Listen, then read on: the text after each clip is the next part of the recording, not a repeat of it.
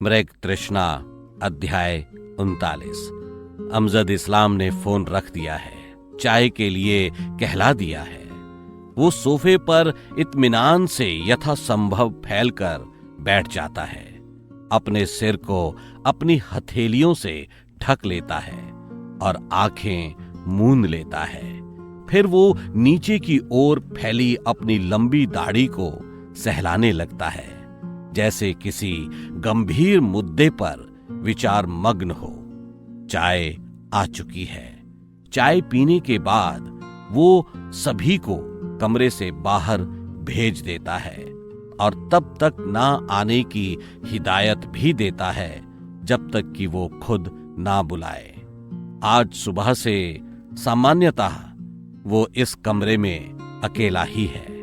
खन्ना से बातचीत समाप्त होने के बाद ही कुछ नौकरों को कमरे में आने का अवसर मिल पाया था और वे एक बार फिर वापस जा रहे हैं। अमजद इस्लाम कमरे में एक विशिष्ट स्थान से एक अजीब सा देखने वाला फोन निकालता है। ये फोन सामान्य फोन से थोड़ा अधिक भारी प्रतीत होता है। सजग निगाहों से अपने चारों ओर अपने एकांत को सुनिश्चित करते हुए वो एक नंबर डायल करके बोलना शुरू करता है।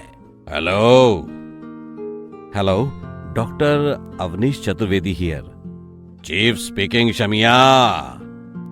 चतुर्वेदी चौंक गया था, क्योंकि बहुत कम समय अंतराल में ये दूसरा अवसर था जबकि खुद उसके चीफ ने उसे फोन किया था।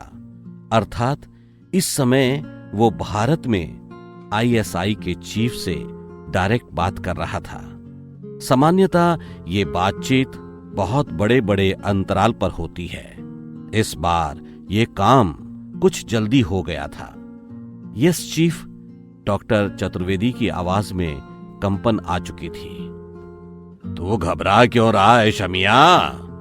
चीफ, वो ऐसी कोई बात नहीं है। दरअसल आजकल मेरा स्वास्थ्य कुछ ठीक नहीं है।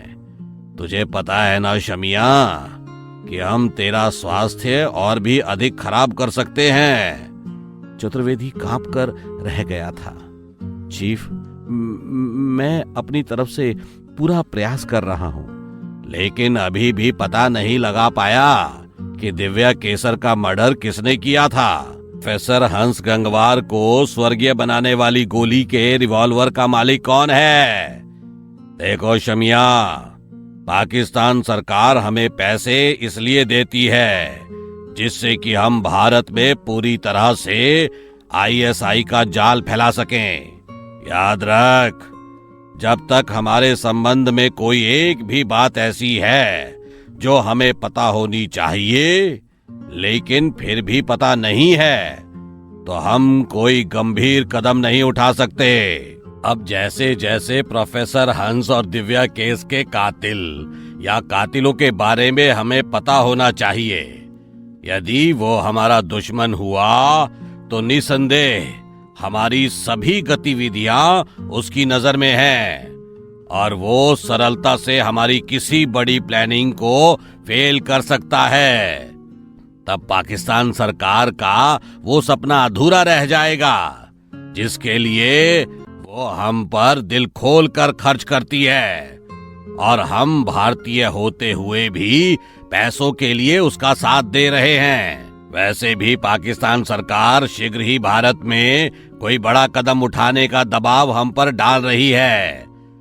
अब तक हम फॉर्मूले भी हासिल नहीं कर सके हैं। अगर हमने पूरी जानकारी के बिना कोई कदम उठाया, ये हमारे महान संगठन के लिए खतरनाक हो सकता है। इसलिए शमिया, जो करना है जल्दी करो। समझता हूँ चीफ। तो हाथ पर हाथ रखकर क्यों बैठा हुआ है तू?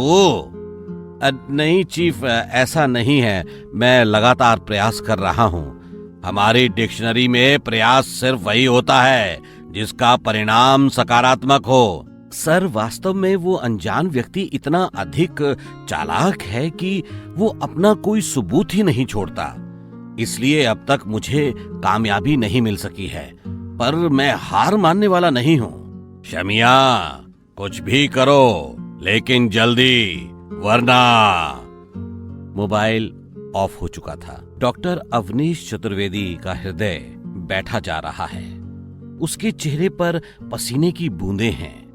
उसने अपने रुमाल से पसीने को पोंछने का उपक्रम शुरू कर दिया है।